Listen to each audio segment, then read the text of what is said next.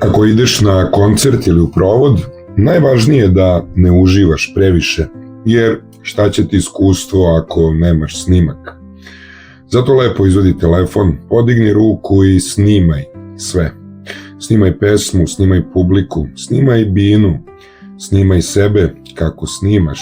Idealno bi bilo da snimiš ceo koncert, jer postoji realna šansa da ćeš sutra ujutru pomisliti kad ustaneš, baš bih voljela da pogledam 2 sata klimovog snimka sa koncerta. To se naravno nikad ne desi, ali nema veze, jer ćeš uzeti par sekundi i okačiti ih na story, da ljudi vide da si bila tamo. I dok ti snimaš, neko drugi pleše, peva, živi trenutak. Ali nema veze, jer kad jednog dana pogledaš svoj telefon, vidjet ćeš da nisi propustila koncert, propustila si samo trenutak.